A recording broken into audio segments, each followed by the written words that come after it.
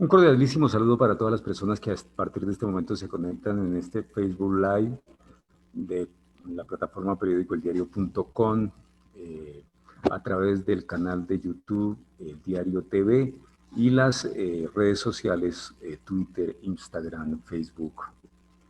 Un placer saludarlos a todos, y como siempre, con los temas que suponemos son Sandra, se me ve el nombre del apellido, Sandra Sandoval.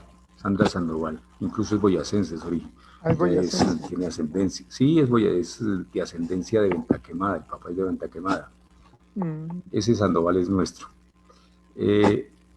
La viceministra, con la viceministra hablamos del tema de lo extraño que resultaba que en vez de haber reactivado la mesa que se prometió en Maripí en el mes de diciembre, más bien hace unos 10 o 15 días volvió a aparecer el ESMAD en la región del occidente, cuando todos suponíamos que lo que reaparecía era la instalación de una gran mesa de diálogo para que todas las partes volvieran a sentarse y trabajar en serio una salida al tema de la huaquería en el occidente de Boyacá. Esto es muy importante porque se trata de más de 5.000 personas que están a la deriva y que cultural, sociológica, anímicamente, han vivido toda la vida de la minería y que hasta ahora pues no han tenido otra alternativa. Y hay mucha gente que no quiere otra alternativa. Uno habla con la gente en la región y voy a citar una anécdota. Hace unos 5 años fuimos allá a la Río Minero y recogimos a una señora, doña Carmen, y nos dijo que la lleváramos hasta Quípama, que si íbamos para Quípama. Le dijimos que sí, que íbamos para Quípama. Y en el camino nos contó, nos dijo: mire, yo llevo 40 años aquí, soy de Sobatá, dejé a mis hijas, dejé a mi marido y me vine a hacer vida aquí, no he vuelto a Sobatá.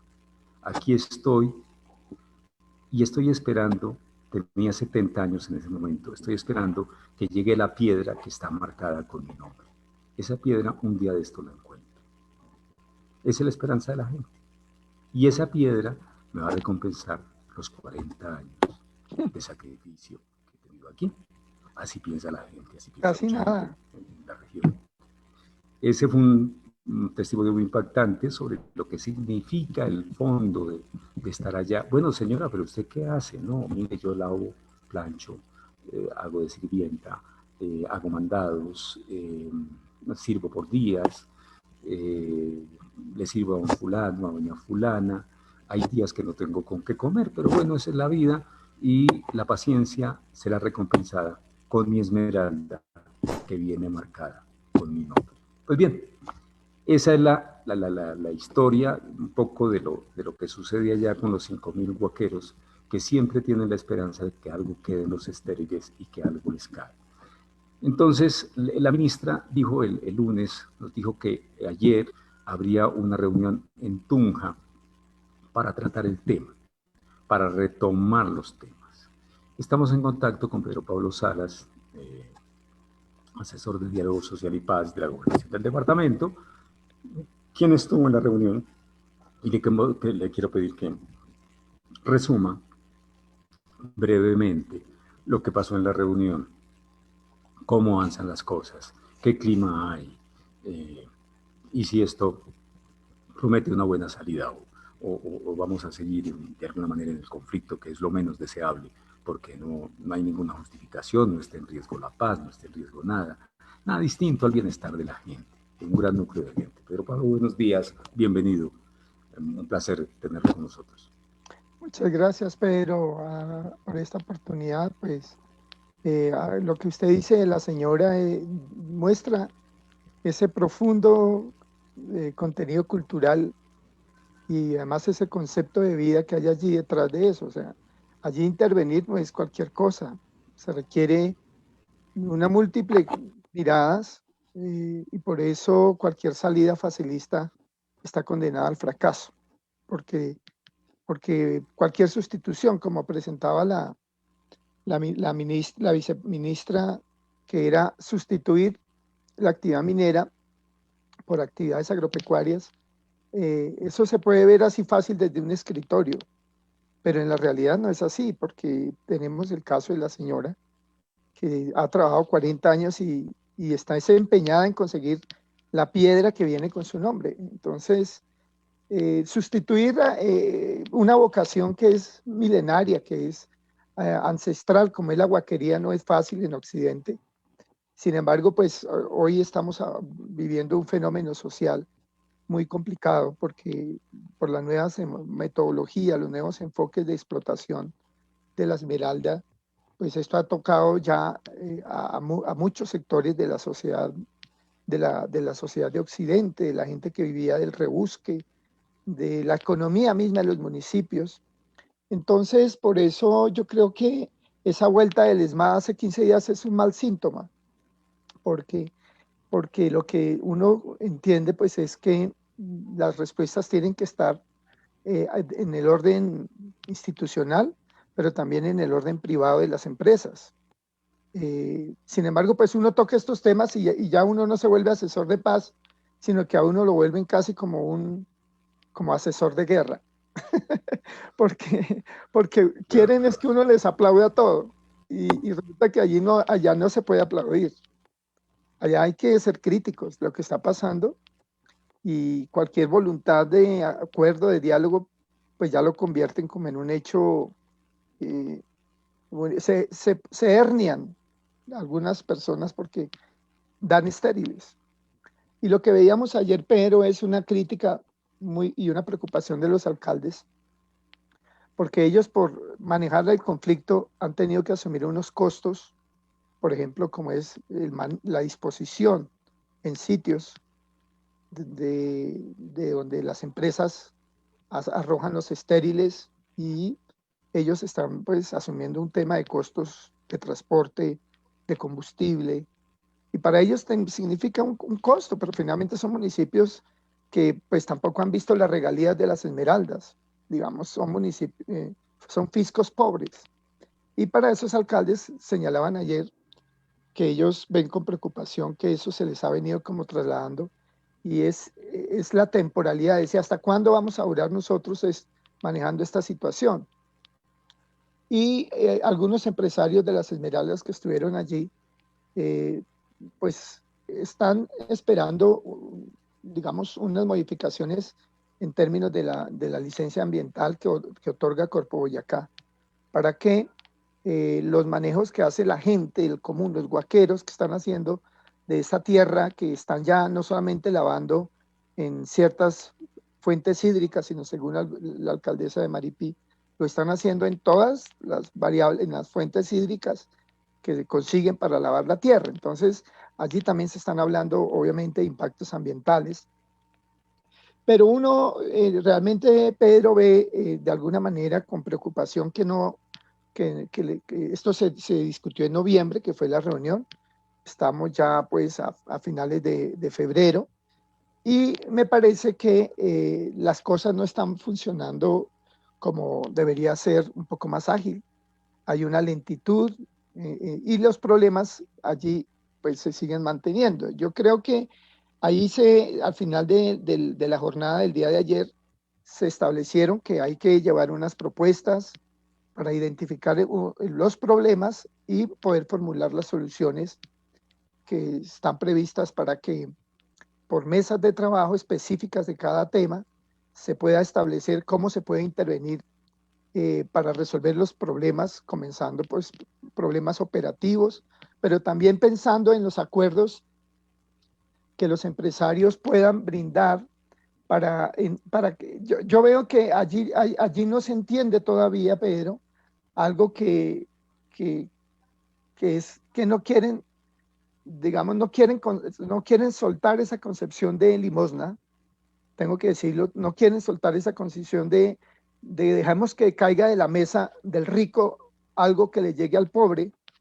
Incluso los mineros huaqueros añoran el pasado donde los patrones que se conocían allá en la zona permitían un mayor margen de juego para todas estas familias porque les permitían casi que una especie de connivencia con la minería que ellos hacían y tenían mucho margen. Ahora como ya las empresas capturan todas esas, concentran, enmallan, cierran, porque además, según denuncias de muchos ciudadanos, cierran áreas de movilidad donde anteriormente los lugareños se podían desplazar, ya las empresas están cercando todos esos sitios. Entonces obviamente lo que se viene es una explosión social, para lo cual no había una institucionalidad preparada.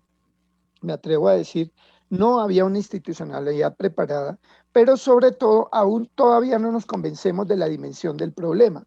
Entonces, utilizamos estrategias como es la descalificación, que es que allá solamente hay venezolanos, que es que allá viene gente que ya está en otros sitios en Bogotá y vienen por oportunismo económico a hacer guaquería, que es que en los municipios allá hay gente que no es del CISBEN, que pertenece al municipio X, y entonces hay que sacar a los del CISBEN, y vienen una serie de arreglos que que no resuelven el problema, porque finalmente pues allá lo que tenemos, Pedro, es un tema estructural de pobreza. eh, Puede ser una pobreza flotante, pero la mayor parte es una pobreza estructural del occidente boyacense, o sea, gente que vive ahí, como la señora que lleva 40 años esperando sacar una esmeralda para poder sobrevivir. Entonces, yo considero que hay una responsabilidad necesariamente del gobierno central en toda esta situación, y es que todo el enfoque de la titulación, todos estos enfoques de otorgar de todos los privilegios a la explotación de la minería, incluso con unas tan bajas regalías que le quedan a estos municipios para poder hacer intervenciones sociales mucho más a fondo, no las tienen. Allí hay una fuente de desequilibrios territoriales enormes, que es en esa concepción de privilegios en que el gobierno central le da a los titulares mineros todas las garantías y finalmente a la gente no le permite ni siquiera ya, dado este nuevo sistema de explotación, que es un sistema casi de despojo, porque tenemos que hablar, a la gente me dice, bueno, pero si usted es dialogador de paz, ¿cómo va a utilizar estos términos? Pero uno no puede ser, digamos, la paz no es un discurso de bobos, la paz es un discurso que se construye también bajo la crítica, y la paz también es justicia, y uno no puede, entonces, en aras de que no se vuelva la guerra de los 30 años, porque allá hay también una especie de chantaje, que es que si allá se pide que haya justicia, entonces es que volvemos a la guerra de los 30 años, que es una forma muy curiosa también de como buscar chantajes discursivos para no hacer lo que toca hacer. Yo creo, Pedro, que aún no se ha entendido la dimensión del problema y la expectativa de que esto se resuelva vía SMAT está muy equivocados.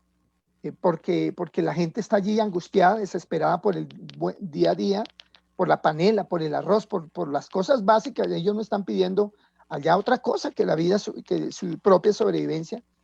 Va a golpear mucho las familias, pero también está golpeando mucha esa economía que se circulaba alrededor de estos pequeños encuentros de esmeraldas y toda esta interrelación que había regionalmente. Todo esto está cayendo muy fuerte. Y no se puede decir que de buena a primera nos inventemos una reconversión o nos inventemos una reinversión o una resiliencia, tantas cosas que se dicen ahora para digamos, jugar con la pobreza. Y yo creo que allí tiene que darse un enfoque de pacto regional, Pedro. Un pacto implica mucho más allá que estas salidas parciales, que estas salidas espontáneas o coyunturales, y es mirar de fondo cómo el territorio se ha venido hoy disputando y cómo el territorio únicamente quedó en manos de unos pocos que pueden vivir y pueden sacar riquezas, mientras la mayoría de gente, yo creo que allí tenemos que hablar en otros términos, no puede ser la salida ni policial, pero tampoco unas salidas institucionales mediocres que no conducen a una solución de fondo. Desde luego. Yo quisiera observar una cosa, por ejemplo, la salida de sustitución de la actividad o de que la gente se cambie a otra actividad se cae por su propio peso. El acceso a la tierra. La mayoría de los guaqueros ni siquiera se les ocurre comprar un palmo de tierra. No, no, No, esa no es la idea. Ellos no, no han querido comprar ellos no, una fanegada. ellos No, no, viven no. allá en sus ranchas. Claro, claro. Y viven de su trabajo de todos los días. O sea, el problema no es ponerlos a cultivar cacao. Eso no les interesa absolutamente para nada. No, Cultivar cacao, tener una finca o tener ganado. No, ese no es el y la cuento. culpa no es de esos pobres que no quieran mejorar, es que esos No, pobres no tienen otra concepción y no tienen otra forma de entender lo que aprendieron en su vida. Entonces tampoco la culpa es de esos gente porque claro. le van a decir que es que no quieren, que es que no, es que no tienen con qué No, tampoco. no hay opción, no hubo opción. No hubo opción en esta vida. Esos 40 años día tras día pasados esperando la esmeralda nunca llegó. Pero fue la esmeralda, no fue ni la finca, ni el ganado, ni cosa por el estilo, ni el proyecto de vida, ni la sustitución de cultivos, ni el emprenderismo, ni la economía naranja, como lo quieran llamar. Ahí hay una cosa, Pedro Pablo, que es el tema, usted lo acaba de tocar, es el tema del territorio. Pero el tema del territorio es muy sensible, es muy complicado, tanto que usted recordará que después de la Constitución de 1991, Fals Borda lideró un proceso para eh, mapear el territorio de Colombia de manera regional, para volverlo a organizar, y eso terminó fracasando. La ley marco de ordenamiento territorial terminó siendo aprobada, yo no recuerdo si en el primero, hasta el primero o hasta el segundo mandato del presidente Santos. Y esa ley no solucionó nada. Como no ha solucionado nada hasta el momento, la ley es marco de ordenamiento territorial. Hoy se debate en los municipios, se debate desde la vereda, desde todos los sitios, el problema del ordenamiento y por lo tanto el derecho al territorio. El derecho de quienes ocupan el territorio, de quienes necesitan el territorio, de quienes han sido sus dueños toda la vida. Y este tema realmente, en un caso como el del occidente, pues se complica muchísimo porque simplemente el Estado, o donde hay zonas mineras, simplemente el Estado ha llegado con la herramienta legal correspondiente para decir que simplemente se puede titular porque el subsuelo es del Estado y bueno, todo lo que viene de ahí para abajo. La idea es dónde hay, qué, dónde nos encontramos, qué hay que hacer para lograr realmente sentarse a discutir las dos visiones. La visión de quienes piensan que el territorio es muy importante y que los primeros protagonistas y usufructuarios del territorio son quienes los han poseído, quienes los han tenido, y el modelo actual que dice que es simplemente los ingresos. La ministra estaba diciendo, por ejemplo, en el caso del carbón aquí, estaba diciendo, no, es que mire, este año el metalúrgico, el siderúrgico y la producción de coque se vuelven muy atractivos y queremos inversión extranjera. Los empresarios nuestros han demostrado ser muy eficientes. Nuestros pequeños y medianos sumados son una gran empresa eficiente y competitiva. Y así se puede hacer con los productores de térmico, pero apoyándolos. Pero ¿cómo hacemos para aterrizar eso con la gente, con la participación de la gente y que haya primero que todo, que haya el espacio de participación y segundo, que haya el respeto correspondiente y las reglas del juego se obedezcan? Muy interesante. La cumbre social que acaba usted de coordinar en Sáchica dejó lecciones muy importantes. Ahí estaría un poco la clave de todo este proceso. Claro que sí, Pedro, pero digamos, antes de pasar a ese tema, quisiera terminar diciendo que son muy pocas las empresas mineras que han solicitado a Corpo Boyacá modificaciones de la licencia ambiental para poder incorporar el concepto de guaquería dentro de lo que son este tipo de manejos de estériles, que vuelvo y repito, duele decirlo, pero es la migaja que cae de la mesa de los ricos a los pobres. Sin embargo, en medio de eso, son muy pocas las empresas que han pedido. Hay como una lentitud también en Corpo Boyacá, en el trámite de esos otorgamientos. Tiene que haber mucha más diligencia. Pero también hay algo que llama la atención, y hablando del territorio, es cómo algunos sectores han presionado para que se modifiquen los esquemas de ordenamiento territorial en función de nuevas áreas mineras. La preocupación es esas nuevas áreas mineras, ¿para quién van a ser? Porque allí también, tengo que decirlo con todo cariño y respeto, se inventan unas figuras de participación ciudadana que son una expresión más de los mismos mineros tradicionales fuertes que están en la zona, y se inventan asociaciones también que no representan realmente el sufrimiento de la señora de los 40 años y de los cerca de 5.000. Uno tiene que decirlo con respeto, pero también llamar a la heterogeneidad que existe allí de intereses. Y entonces uno dice, y esas nuevas esquemas de ordenamiento están en función de la inclusión, esas nuevas visiones del territorio, de la poca autonomía que tienen los alcaldes, los consejos municipales para hacer nuevas áreas de minería, dado que el debate aún es más a fondo cuando hay una pérdida política del manejo minero, cuando el subsuelo lo otorga es el Estado central a través de todo lo que son las otorgamientos de títulos mineros. Pero en este debate Occidente debe poner mucho cuidado.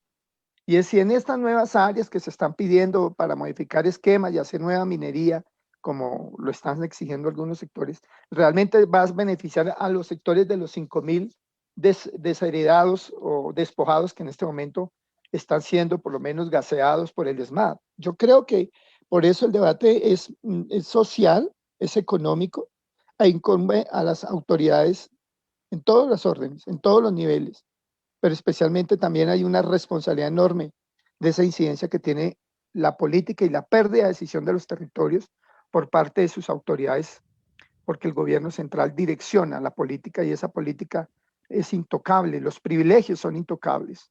Y allí estamos mirando una serie de privilegios. Necesariamente, Pedro, no estamos hablando de cualquier mineral, estamos hablando de esmeraldas, y vaya a mirar las regalías que quedan. Entonces, creo que ese debate del territorio lo tocamos nosotros en la cumbre. La cumbre se enfocó también un poco en esa preocupación que existe, porque hay un avance, hay una avanzada minera en el departamento de Boyacá. Hay una avanzada donde las mismas líderes ambientales se quedan sin poder hacer nada, se sienten muy derrotados a veces, solos en su actividad, porque toda la institucionalidad pareciera que está en contra de ellos. Por ejemplo, el caso de Gachantiva, que en el marco de lo que es la descentralización administrativa, más no política, que queda replegado en ese acto, ellos iban a hacer una consulta popular, y el gobierno central, a través de la registraduría, saboteó ese derecho que tienen las comunidades, porque ellos querían decidir si minería sí o no en el municipio de Gachantiva. Ese es un ejemplo, Pedro, de cuánta pérdida realmente tiene la sociedad de su verdadera autonomía para decidir sobre su territorio. Y el gobierno impidió una consulta popular que con todo el esfuerzo estaban haciendo los ambientalistas, los campesinos, toda la gente que vive y que siente hoy cómo la minería le está acabando sus fuentes hídricas. Y el gobierno le impide ese mínimo ejercicio de autonomía que era hacer una consulta, y se lo impide. Hablemos de la tamaña dimensión de la verdadera pérdida que tiene la gente en sus territorios para poder decidir su futuro. Lo hace el gobierno a través de todos esos mecanismos tramposos, que hay que decirlo, para evitar incluso que allí se hiciera esa consulta popular. Y vaya a parar de contar, no se han solicitado audiencias, y todos han venido jugando con ese doble discurso entre ambientalismo, proteccionismo, y la verdadera esencia es que están permitiendo que la minería haga y deshaga en los territorios, ahora con otros procesos muy fuertes, como es el tema del cannabis en el Alto Ricaurte, como es lo que señalaron algunos líderes ambientales, que van de la afectación que tiene en la laguna Gacheneca, en todos esos sistemas hídricos, la minería del carbón, sin que siquiera se compense en un mejoramiento vial en unas inversiones que requieren esas zonas, pero sí se saca ese importante mineral, por ejemplo, del carbón, del coque y todos esos valores que no tuvieron pandemia, porque hay que decir que la minería no tuvo pandemia, la minería fluyó, los precios estuvieron muy bien, se enriquecieron esos sectores, la pandemia no los tocó. La pandemia toca a esos otros sectores que viven en el territorio y que no se ven ni siquiera incorporados en lo más mínimo en materia de, sí, de infraestructuras básicas siquiera, pero que sí, ese tipo de minería se está destruyendo el futuro que es de todos. Cuando usted está taladrando recursos ambientales, hídricos, que sí es la sostenibilidad de toda la sociedad hacia futuro, entonces ahí no hay compensación, ahí no hay precios, ahí no hay tarifas que puedan compensar ese daño porque se la llevan pulpita. Ese es el debate que se hizo un poco allí en la cumbre, que fue un debate donde se escucharon a los líderes que vienen de distintas provincias y creemos que allá hay una radiografía un poco aproximada a lo que es este Boyacá, un poco, pues que ha querido salir adelante con los gobernadores como Carlos Andrés Amaya, el actual gobernador Ramiro, que hace algunas aproximaciones muy valientes en materia de conservación, pero nos parece que el departamento de Boyacá está hoy en un garete que de alguna manera las decisiones de nuevos inversionistas en las zonas están llegando con unas dinámicas muy fuertes, muy propias de capitales privados, con unos procesos de exclusión gravísimos, muy duros, incluso algunos capitales no santos vienen con unos procesos de intimidación a personas que se dedican a esta labor, porque allí también hubo una denuncia de muchas presiones y señalamientos ambientales que se hace sobre estos líderes comunales en todo el departamento. Y entonces son formas de acumulación donde si tienen que acudir a la amenaza, a la fuerza, también lo hacen. O sea, no estamos hablando de un mercado propiamente libre de todas estas formas de acumulación primitivas, originarias, que eran sacando a la gente también a plomo. Creo que en Boyacá no podemos permitir eso. Sin embargo, pues esa es la preocupación, que haya allí una ausencia institucional. La gente siente una ausencia institucional en todos estos análisis que se hicieron. No hay instituciones que hagan veeduría, que hagan regulación, que acompañen a la gente. La gente está sola y me parece que esto de verdad que es muy delicado porque la gente se siente abandonada en estas labores, por lo menos de discutir unos territorios donde hagan parte las comunidades y no solamente unos pocos que se apropian con las riquezas naturales, incluso ahora paisajísticas, porque estamos hablando de algunos sectores que quieren apoderarse del sector turístico en beneficios, sacando a los pequeños de la posibilidad de competir. Entonces son territorios que están en disputa por esas dinámicas que está tomando el capital, que no es neutral. Las instituciones, cuando no hacen nada, están en favor de ese tipo de dinámicas, Pedro, no son neutrales, están tomando partido, y yo creo que aquí la verdad que el institucionalismo en Boyacá está rajado en todos los órdenes. No hacer nada no es no hacer nada, es hacer lo máximo para que los procesos continúen, se consoliden Sí, en intereses, la mayor, en este caso, excluyentes. Pero yo no sé, si podríamos quedarnos aquí otro rato, llevamos 36 minutos hablando, yo creo que es suficiente ilustración para este tema. Dejar ahí el tema. ¿En qué quedaron ayer después de la mesa? ¿Se van a volver a reunir? Sí, nos vamos a volver a reunir el próximo viernes. Va a haber una acumulación de propuestas, de ideas, cómo resolver los problemas, los empresarios, los alcaldes,